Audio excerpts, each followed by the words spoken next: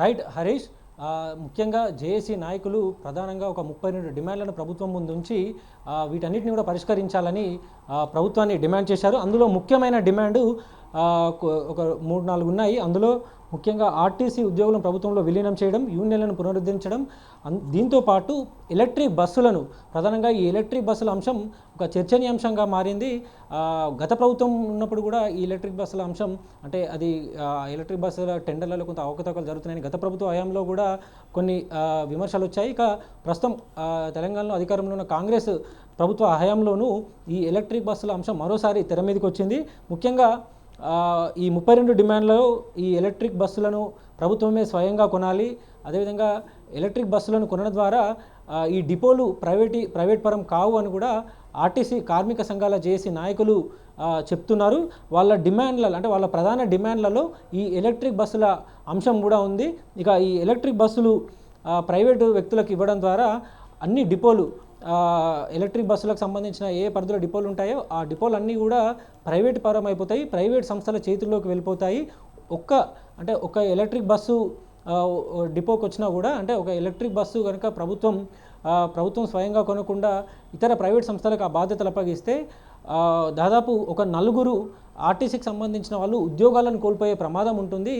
ఆర్టీసీకి ఉనికికే అంటే ఎన్నో సంవత్సరాల చరిత్ర ఉన్న ఆర్టీసీ ఉనికికి ఈ ఎలక్ట్రిక్ బస్సులు పెద్ద ప్రమాదకరంగా మారుతాయని కూడా ఆర్టీసీ కార్మిక సంఘాలు చెప్తున్నాయి. ఎందుకంటే ఒక ఎలక్ట్రిక్ బస్సుకు 2 డ్రైవర్లు ఉంటారు, 2 షిఫ్ట్ల వారిగా 2 డ్రైవర్లు, 2 కండక్టర్లు, 2 శ్రామికులు అంటే మెకానిక్లు ఉంటారు. అయితే 2 కండక్టర్లకు సంబంధించి ఆర్టీసీకి సంబంధించిన వాళ్ళు ఉంటారు. అదేవిధంగా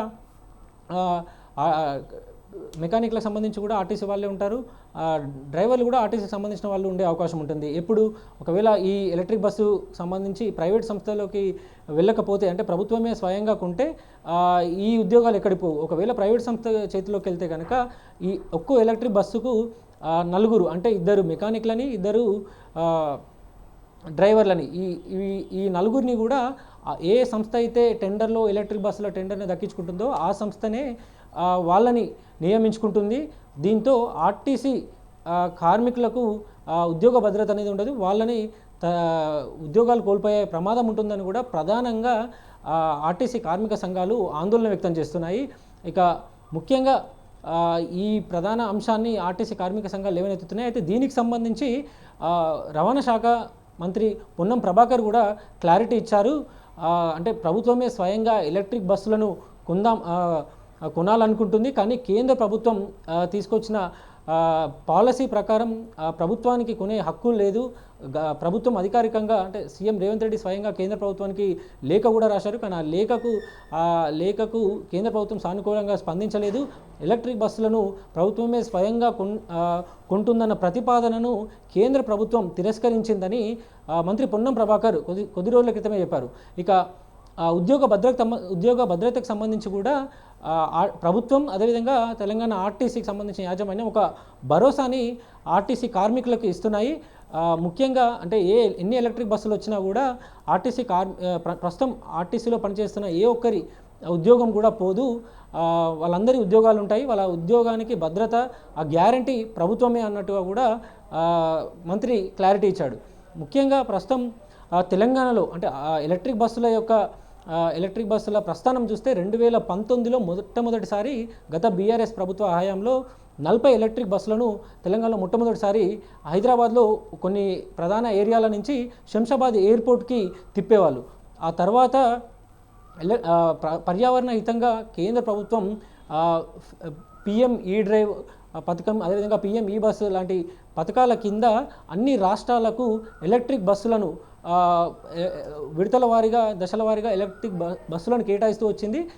దానికి సంబంధించి కూడా ఒక సమగ్ర పాలసీని కూడా కేంద్ర ప్రభుత్వం రూపొందించింది.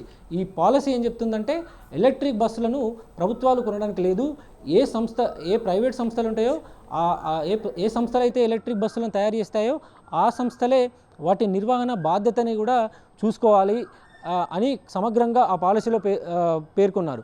దీంతో రాష్ట్ర ప్రభుత్వాలు స్వయంగా ఎలక్ట్రిక్ బస్సులను కొందామనుకున్నప్పటికీ కూడా అక్కడ ఆ అవకాశం లేకుండా పోయింది. అదేవిధంగా ఆదాయం పరంగా అంటే బడ్జెట్ పరంగా కూడా ఆర్టీసీ ఈ ఎలక్ట్రిక్ బస్సులను ప్రైవేట్ సంస్థ చేతిలో ఉండడమే కొంత అది మెరుగైన అవకాశంగా భావిస్తున్నాయి. ఎందుకంటే ఒక్కో ఎలక్ట్రిక్ బస్సు రేటు 2 కోట్ల వరకు ఉంటుంది. ఇప్పుడు ఆ ఒక్కో ఎలక్ట్రిక్ బస్సును కొనాలంటే ప్రభుత్వం పెద్ద ఎత్తున బడ్జెట్ని దానికి కేటాయించాల్సి ఉంటుంది. దాన్ని కొన్న తర్వాత మళ్ళీ దానికి సంబంధించిన ఎంప్లాయీస్ని కార్మికులను నియమించాలంటే వాటి నిర్వహణను కూడా ప్రత్యేక బడ్జెట్ను ప్రతి ఏడాది వారిగా వాటికి కేటాయించాల్సి ఉంటుంది. అంటే ఇంత పెద్ద బడ్జెట్ ఒకేసారి పెట్టడం ఆర్టీసీ లాంటి కార్పొరేషన్ సంస్థలకు కొంత భారంగా మారే అవకాశం ఉంటుంది. కాబట్టి ఎలక్ట్రిక్ బస్సులను కేంద్ర ప్రభుత్వం రూపొందించిన పాలసీ మేరకే తీసుకోవాలని రాష్ట్ర ప్రభుత్వం నిర్ణయం తీసుకుంది. అందులో భాగంగానే ఇప్పటివరకు తెలంగాణకి ఎలక్ట్రిక్ బస్సులు వచ్చాయి. ముఖ్యంగా ఎలక్ట్రిక్ బస్సులు వివిధ రూపాల్లో ఉన్నాయి. ఎలక్ట్రిక్ సూపర్ లగ్జరీ ఇవి జిల్లాలకి అదేవిధంగా ఇతర రాష్ట్రాలకు కూడా తిరుగుతుంటాయి. అదేవిధంగా ఈ గరుడ బస్సులను కూడా ప్రభుత్వం తీసుకొచ్చింది. ఇవి దూర ప్రాంతాలకు అదేవిధంగా కర్ణాటక తెలంగాణ బార్డర్కి సంబంధించిన రాష్ట్రాలకు తిరుగుతుంటాయి. వీటితో పాటు ఎలక్ట్రిక్ ఎక్స్ప్రెస్ బస్సులను కూడా ప్రభుత్వం జిల్లాలలో తిప్పుతుంది. ఇక గ్రేటర్ హైదరాబాద్లో city ordinary, city metro express, metro AC ఈ బస్సులను అంటే ఒక 3 రకాల ఎలక్ట్రిక్ బస్సులను ప్రస్తుతం గ్రేటర్ హైదరాబాద్లో ప్రభుత్వం తిప్పుతుంది. ఇక ప్రధానంగా ఈ ఎలక్ట్రిక్ బస్సులు ప్రస్తుతం 800 వరకు చేరుకున్నాయి. మొత్తం జిల్లాలో తిరిగేటివి అదేవిధంగా గ్రేటర్ హైదరాబాద్లో తిరిగే మొత్తం ఎలక్ట్రిక్ బస్సులు 800 వరకు ప్రస్తుతం చేరుకున్నాయి. ఇక మరో ముఖ్యమైన విషయం, తెలంగాణ సీఎం రేవంత్ రెడ్డి ఒక లక్ష్యంగా పెట్టుకున్నారు. 2026 డిసెంబర్ నాటికల్లా ఓఆర్ఆర్ లోపట, ఔటర్ రింగ్ రోడ్ లోపట, అంటే ప్రస్తుతం 3 కార్పొరేషన్ల పరిధిలో మొత్తం ఒక డీజిల్ బస్సు కనిపించకుండా ఎలక్ట్రిక్ బస్సులనే తిప్పాలని ఒక లక్ష్యంగా పెట్టుకున్నారు.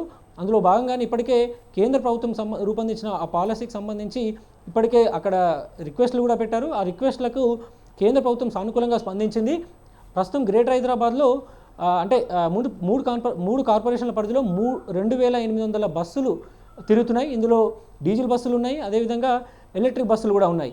ఈ 2800 బస్సులలో ఎన్ని డీజిల్ బస్సులు ఉంటాయో వాటన్నిటినీ కూడా ఓఆర్ఆర్ బయటికి తరలిచ్చేసి, అంటే ఇతర జిల్లాలకి వాటిని మాడిఫికేషన్ చేసి ఇతర జిల్లాలకి ఇతర గ్రామాలకు కూడా మధ్య తిప్పాలని ప్రభుత్వం ఒక ప్రణాళిక రూపొందించింది. అంటే 2026 వరకల్లా అవి కాకపోవచ్చు, కానీ ఒక రాబోయే 2-3 ఏళ్లలో పూర్తి స్థాయిలో ఓఆర్ఆర్ లోపట, ఔటర్ రింగ్ రోడ్